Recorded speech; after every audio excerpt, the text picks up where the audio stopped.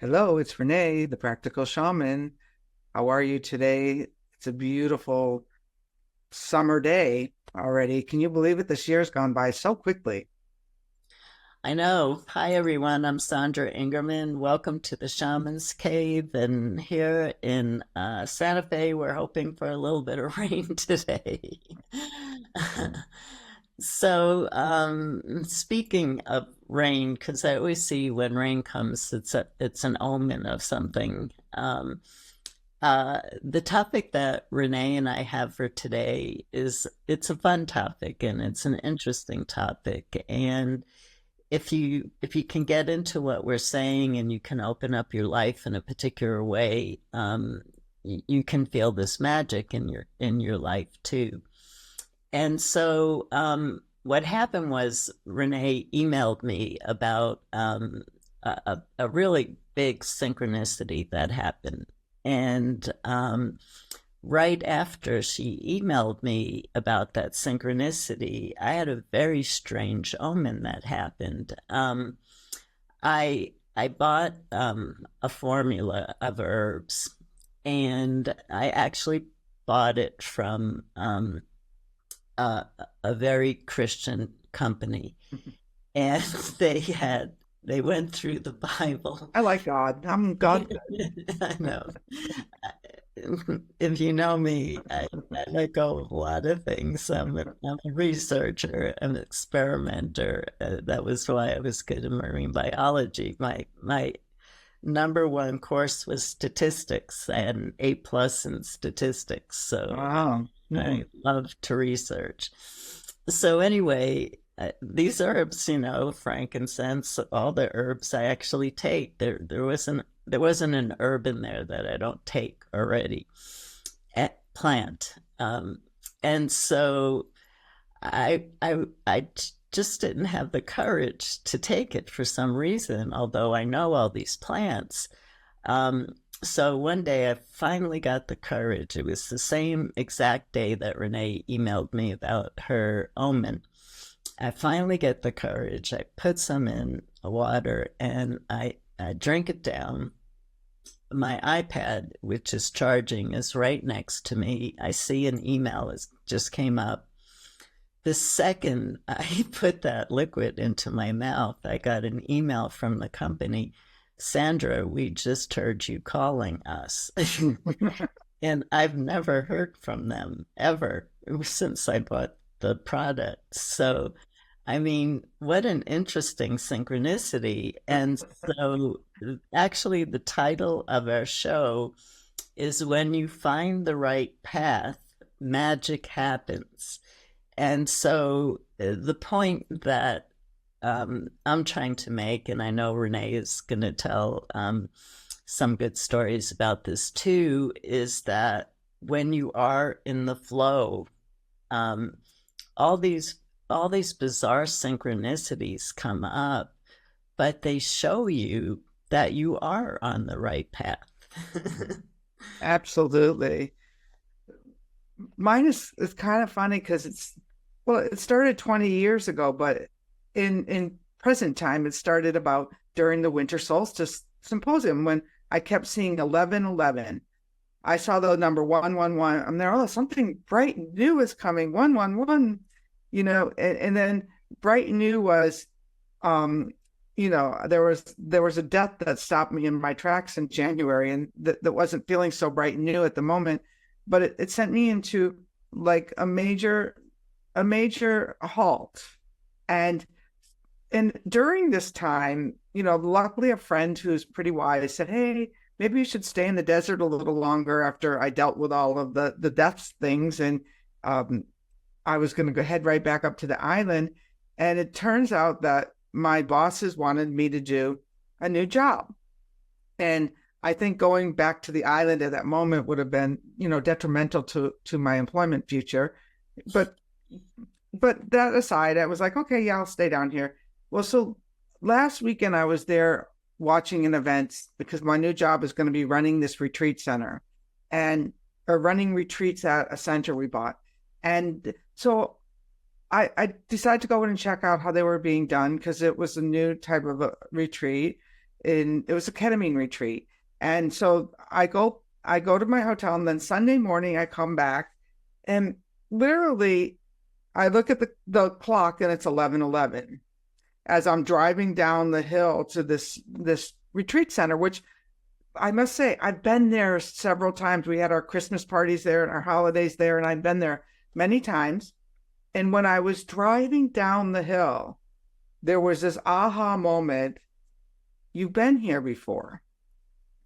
And I walk out of my car and I look at this huge oak tree. And then I saw an image from 20 years before, when I stepped out of the car a little bit fearful, because it was my first official South training when I did the Four Winds training 20 years ago. Now, in the moment, someone came out from the building, and who I recognized as a soul friend from many lifetimes.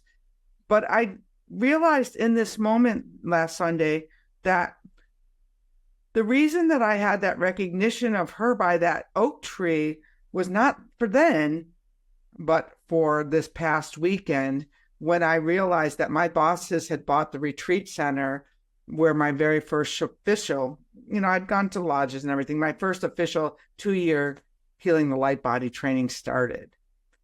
And I wrote my boss, and none of us could believe it. And I'm there like, I guess we were destined to work together 20 years ago. And, we were just kind of all in awe that all of a sudden here I am 20 years later going to be doing retreats at this same center. Yeah, it's amazing when life spirals you around to something like that. Yeah. And we talk about omens on the show a lot. And I think the reason that omens are so important to me, and why I like to talk about them so much, is I know for me, when I started working with omens back in the 1980s, and depression and suicidal ideation has been so much part of my life. It was omens that showed me that life is filled with magic. Life is just filled with magic. And when I see an omen, I always often talk about the same thing. If I ask the wind to come and play with my hair, it will. While I'm taking my walk, it'll be still, and I'll go, "Wind, are you out there? I'm missing you." And it comes and takes my hair. And when certain things happen in nature, all of a sudden you realize that you're part of something really big, and you're included in it, and nature is including you in it too. And it takes a lot of loneliness away. It takes a lot of the feelings of loneliness away. Absolutely. It right sizes you. That, there's these land omens like this, that kind of a big one, goes back to when I first came to the desert. And I thought, like, why did Spirit send me here? It's just a bunch of rich people and, palm trees and golf courses, and, driving up the road, and all of a sudden the mountain filling me up from, stem to stern. And it was a visceral feeling. And many of you can laugh, because here I built a house up in Whidbey and I think I'm moving, and the desert's like, no, you're not. Boing. And it's like, and it's kind of one of those things where you could fight it or you could accept it.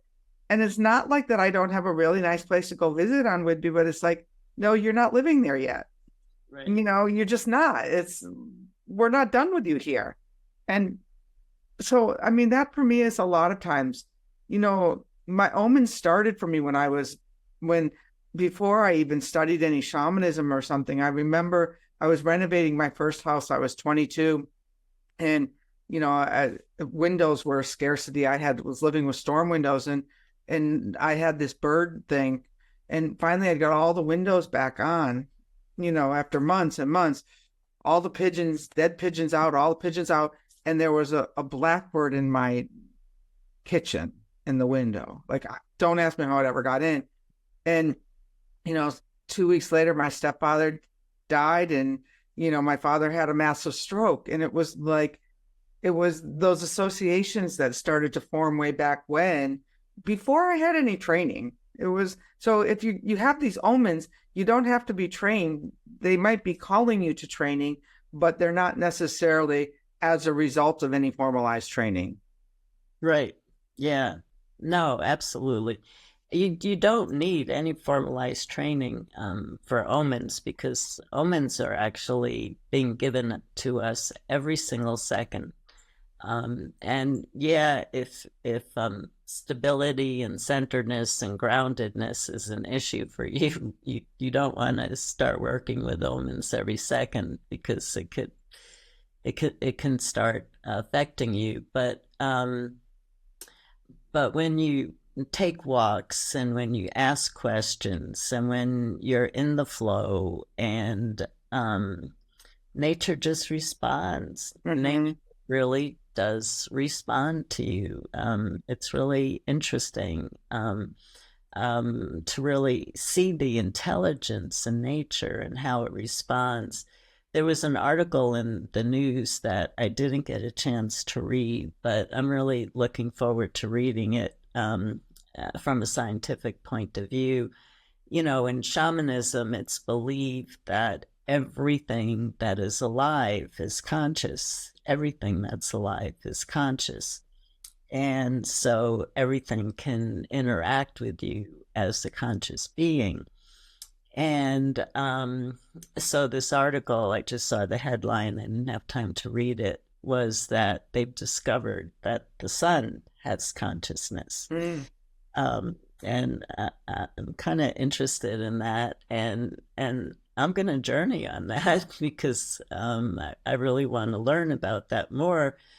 But I've had so many omens with the sun, and I use this as an example a lot, because I use it a lot because it happens a lot to all of us.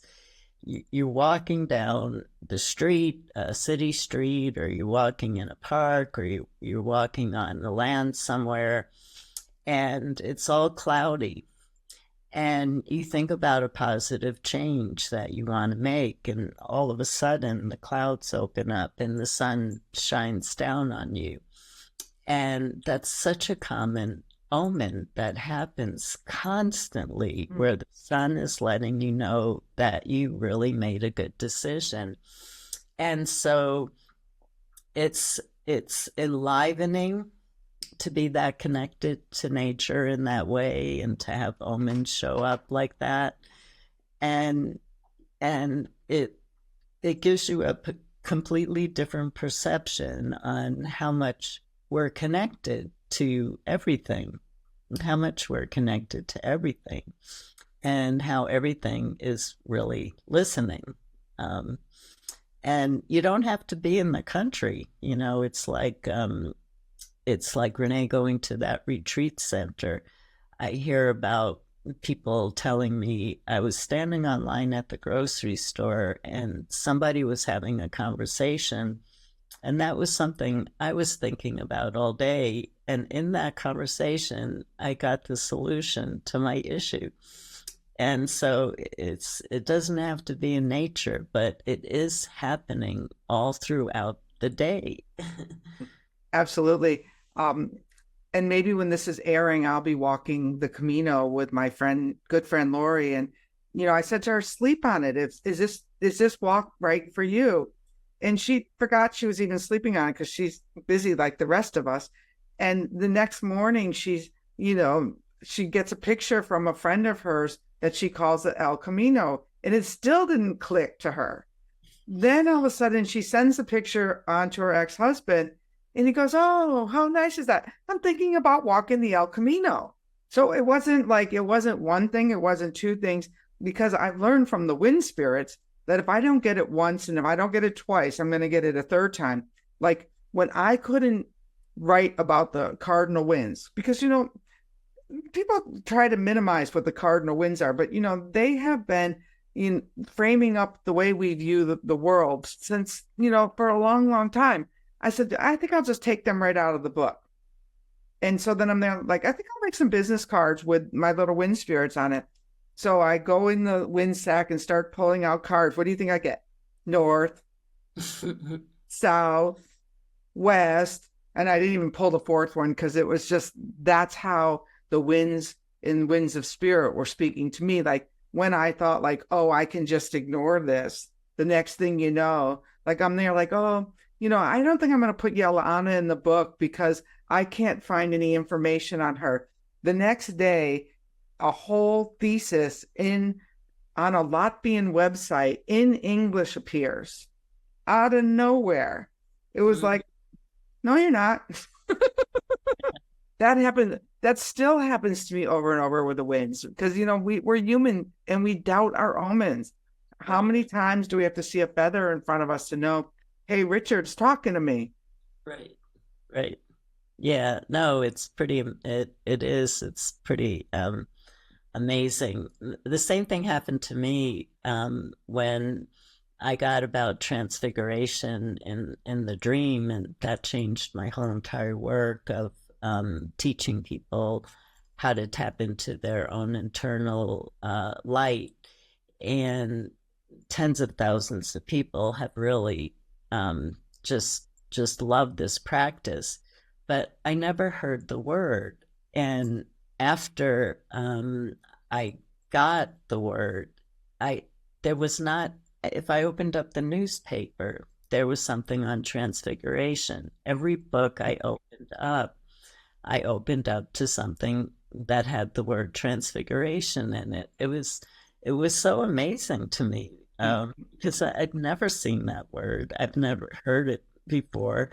And I was walking around the world and it was on posters, it was in books, it was everywhere. And that's how you know when you're on the right path.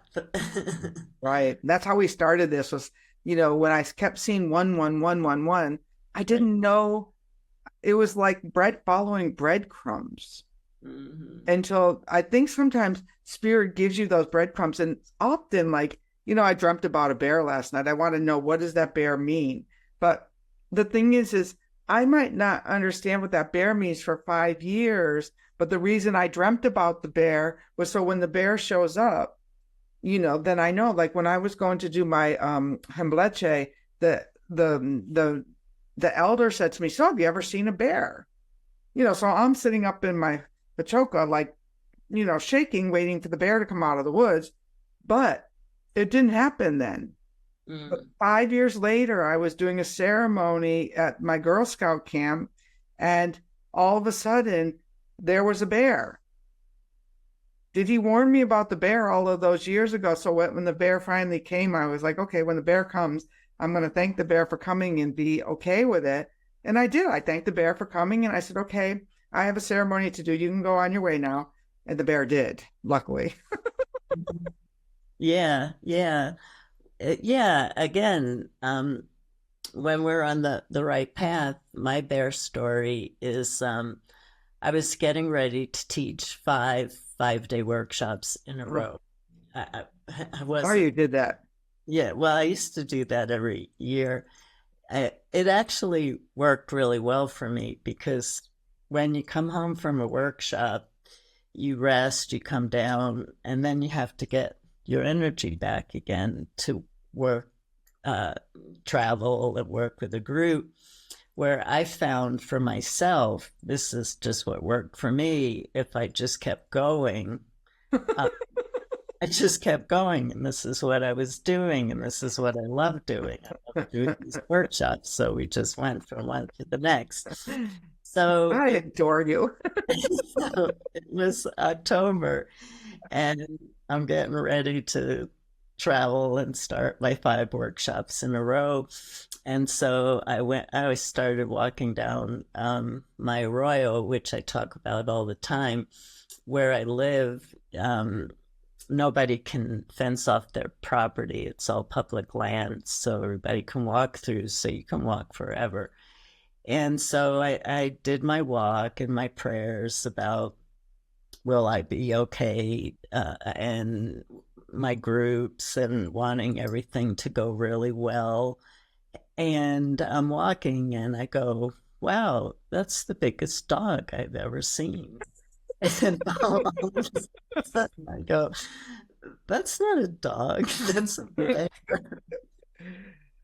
And so I saw this really ancient cinnamon bear. She was really old. Her fur was mostly gray, but I did see the cinnamon color. I came home and wrote about it, and people said, yeah, that's a cinnamon bear, because I'd never heard of one. But I think luckily the wind was going in the wrong direction, so she didn't smell me, because we were really close. I was right behind her.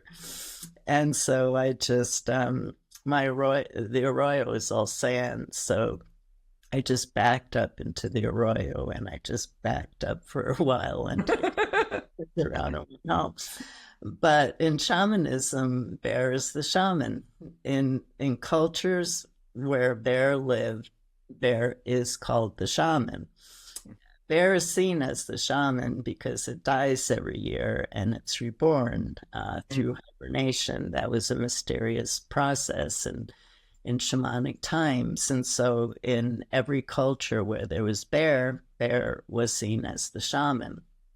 So what a great omen. I'm asking for blessings for going to teach 5 shamanic workshops, five-day shamanic workshops in a row with no break. And there I see a bear. So when you're on the right path, and you do get these omens, you do get these amazing things starting to happen. Yeah, that's great. I had some interesting dreams this last couple of nights. Well, we'd love to hear about your omens. We'd love to hear about, like, what are the ones that were significant? What are some of the ones that are like the little ones that you see all the time, and like the parking angel. I love when the parking angel comes and slides you right into the spot right near the door. And I always say thank you. That's the important part, is always to thank our omens when they come, or the wind spirits, or the bears, or your dreams. Mm-hmm. So we'd love to hear about yours, and we'd love to, to share them on our YouTube where you're hitting subscribe. I'm still concerned. We have 40,000 people in our Facebook group, and yet only 15,000 subscribers. So we've got to up that number. Right. Yeah. It does get a little confusing. It does get a little confusing. I wrote a post that I wrote a comment on a post, and it's a post that we see all the time. It was just my mood at that particular moment. When people keep writing on the Shaman's Cave, do you know any good books on shamanism? And I finally wrote, Renee and I started the Shaman's Cave, and we both have books, so it would just be a blessing for now, thank you. I have a new campaign going. Windwork is shamanism. Because they'll say, like, any books on shamanism, like, you always come up, and it's like, doesn't anyone know that The Winds of Spirit is a book on shamanism? It's like, so this is my new, it's like, like the campaigns you see on the Go to the Forest. Well, this is, I'm a shaman too. Yeah, so we get such good feedback on our show, and it would be nice if those of you who do watch it would actually push the subscribe button. Mm-hmm. And again, if you write a comment, it just goes back to sacred reciprocity. Mm-hmm. If you're getting anything out of the show, it's a way of saying thank you and giving something back to Renee and myself.